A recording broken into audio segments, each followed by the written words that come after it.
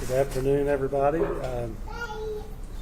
Thanks for coming, and I'll start off by recognizing we have our governor, Glenn Youngkin, here with us today, Attorney General Jason Miyares, Senator Travis Hackworth, Delegate Jed Arnold, Delegate Israel Quinn, our Commonwealth's Attorney Becky Blevins, and we have members of our Board of Supervisors here.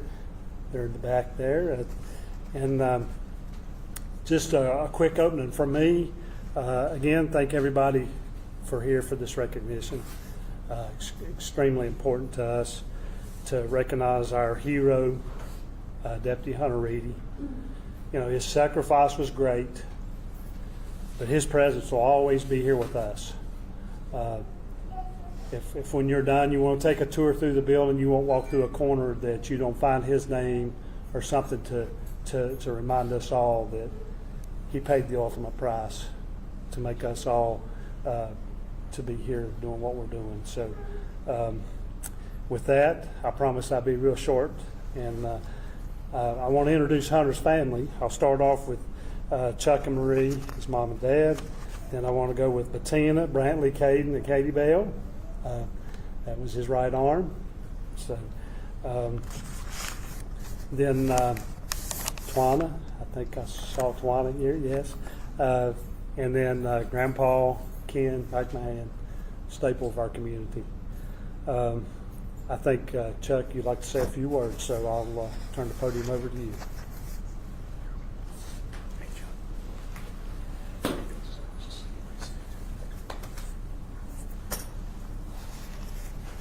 Good afternoon. Since Sheriff Schuler has already introduced our guest, I won't go into that since I may have missed some names, so I'm sorry for that. But once again, good afternoon. And I won't say much publicly about Hunter today, except that I love my son, I'm thankful for him, and I'm proud of him. I have a vault full of memories and recollections of him. They're in my heart and mind, and I visit them frequently every day. I have to do that because of the senseless act that took Hunter away from us and stopped the process of creating new memories with him. As a parent, I had hoped that I would never be in a place like this, but we live in a fallen world, and these things will continue to happen for a time yet. But due to the outcome of events that took place August 9th, 2024, our family has received an outpouring of support from our local community, surrounding communities, and communities around the nation, actually, and as well as our elected officials from Smith County, the Commonwealth of Virginia, and the federal government of the United States of America. Much of the support that we have seen has come in the form of honoring Hunter's service and sacrifice through events such as the one that we're at today. And even though I have no idea of the amount of time and effort put forth, I would like to say that we appreciate every gesture and act dedicated to honoring Hunter and to preserving the memory of his life, his service, and his sacrifice. So thank each one of you that had a part in any of this.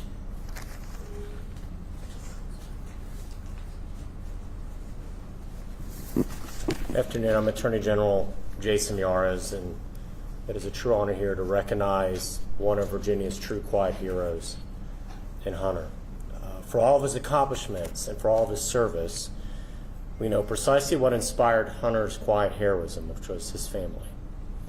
The bridge that this governor is recognizing and dedicating today is not just to Hunter, but to the nobility and heroism which each and every law enforcement professional aspires to when they put on the uniform. It's the most difficult job in America. Back in February of this year, Governor Youngkin and I tragically had to attend an end of watch for two officers in Virginia Beach. They gave the last full measure of devotion, and our friend Sheriff Rocky Holcomb told something to the governor and I which still sticks with me. He said, "The badge is only an ounce, but at times it weighs so heavy on our shoulders." It's so important for us to recognize that sacrifice, both the difficulty of the job, but the small ways, the late nights, the long hours, risking their own harm so the harm may never come to others. And while some of us are called upon to make the supreme sacrifice, we should remember that it's not just for our community and friends and the family they choose to serve. We know from Scripture in John 15:13 that greater love has no man than this, that a man lay down his life for his friends. Hunter was willing to lay down his life, if necessary, for total strangers. What a society produces a man like Hunter. Last year, I had the honor of visiting D-Day close to the 80th anniversary, and a colleague of mine said, "What a generation could produce such men." And my response was, "We still do." Hunter was one of those men. His heroism, indeed, should inspire all of us. He was an example of what it meant to be a good man. Let us always remember to live up to his sacrifice, so that one day we can meet again in a place beyond pain, beyond suffering, where the sacrifice makes sense. To Hunter Reedy's family and loved ones, Virginia honors you and is touched by his memory. Woe be a nation that ever forgets its heroes. Woe be a nation that fails to honor them. We are so honored to be able to be here today to honor one of the great Virginians of our time, Mr. Hunter Reedy. Thank you, and God bless you. And I would like to introduce my compatriot, Governor Glenn Youngkin. Well, good afternoon, everyone. What a 10 months it's been. And I first just want to begin to thank many people around the room who I know have led and served. And I first just want to thank our delegation from Southwest Virginia. The work that you all do here is not only tireless and important, but you understand who you work for. And these three gentlemen had a unanimous resolution in order to name this bridge the Deputy Hunter D. Reedy Bridge. And I just want to thank you guys. I want to thank you guys for knowing who you work for. You're always the best. Sheriff Schuler, thank you. And I know Chief Clare, thank you. I spoke to him so many times over this period of time. I want to thank Deputy Secretary Sonny Daniels. Sonny, you're just the best. But I also want to thank all of the men and women who put the cloth on every day and put a badge on and go to work. And thank you. Thank you for understanding that you all stand between safety and danger. You all stand between hope and despair. You stand between confidence and fear. And thank you. Thank you for doing what you do every single day. It's heroes like Hunter that I know every day you are, and yet so frequently we forget to say thank you. So thank you for everything you do. There's three gentlemen here today who I will get a chance to shake hands with later, but Deputy Michael Fedorchuk, Deputy Michael Lester, and Deputy Landon Smith, who I know have a gaping hole in their hearts. Hunter was a dear friend of theirs. They were brothers. And gentlemen, I just want to thank you every day for what you do. And Michael, I'm glad you're fully healed and back doing all the things I know you do. As Attorney General said, what an honor it is to stand here with a family who understands what it means to serve. Bettina, our hearts are with you every single day. You're amazing kids. Chuck and Marie, thank you for letting us be with you. More than anything, I hope you know you have a constant family around you that stretches across not just this Commonwealth, but across the country. There is a brotherhood in the men and women who serve as law enforcement heroes, and that brotherhood is unshakable. And the Attorney General understands that, as we've been in many tough situations over the last few years with families. But there's one constant. There's one constant, that there are men and women who are made in such a unique and brave way that they stand, yes, with a badge, and yes, with a bulletproof vest, and they go to work. 10 months ago, Hunter Reed heard his end of watch call for the last time. 10 months ago, we saw an incredible hero make the ultimate sacrifice in the line of duty. And 10 months ago, this community began the process of mourning and grieving. I remember visiting with Sheriff Schuler And he looked at me and he said, "We're really struggling. And sir, I appreciate your leadership." It's at a time when leaders really step forward, and that means that they care more about the men and women that work for them than they do for themselves sometimes. And so, sir, thank you for the great leadership you've demonstrated.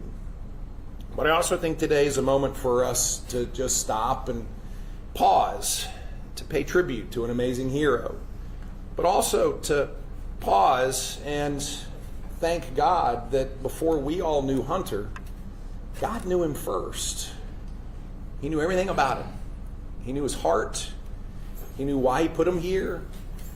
And it is an extraordinary recognition that an almighty creator who loved us so much that he was willing to sacrifice his only begotten son, also knew Hunter long before all of us.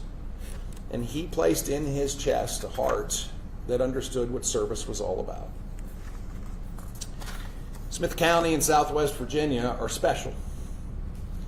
They're special for a lot of reasons. You can't help but catch your breath when you look at the amazing vistas. The natural beauty is something to behold. But at the heart of the real character of this community is all of you. It's the people who live here. It's people who will literally give their shirt off their back for their neighbors. It's people who understand what it means to stand together, to work hard, to be connected in your faith, but most importantly, to understand that there is an almighty creator who knows every hair on every head. And that, I believe, is why this community is so important. And so it's today that we come together as a community to say thank you and to make sure that everyone who drives over Memorial Bridge understands that this community will never forget Hunter D. Reedy. I know it's hard when people refer to your son or your husband or your dad as a hero. And you hear it a lot. But you should know that he is. And in a time when it's often this vault of memories, Chuck, that you visit, I hope that there's moments of peace where the character of the young man you raised replaces those moments of sadness with moments of peace. Because, yes, we do live in a broken world, and that's why God put Hunter and men like him here, because we're in a broken world.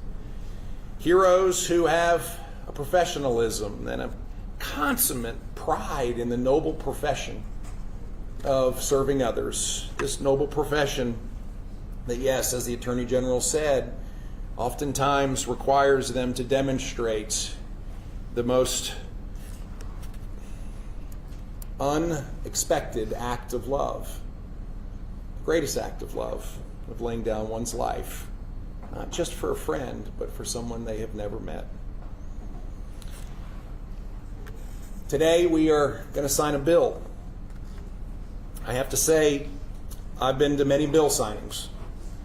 Most of the bill signings, in fact all of them, are usually happy occasions.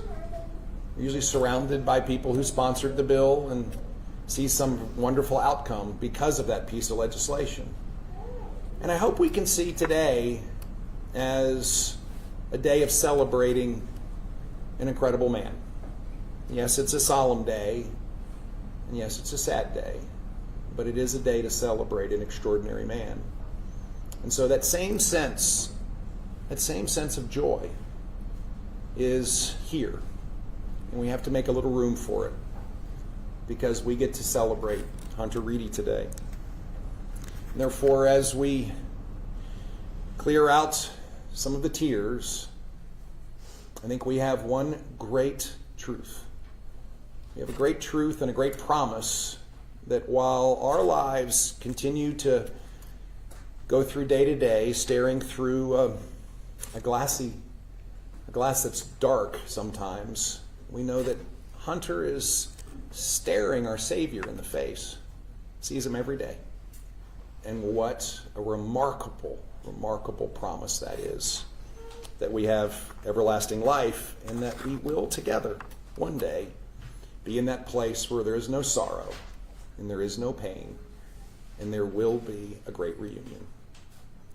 So to Hunter, who I know is watching down, Hunter, thank you. Well done, good and faithful servant. And may God bless Deputy Hunter D. Reedy. May God bless his family. May God bless all of those that serve and protect. And may God continue to bless this great Commonwealth of Virginia. And now it would be my honor if we could all come together and I could sign this bill to designate the Deputy Hunter D. Reedy Memorial Bridge.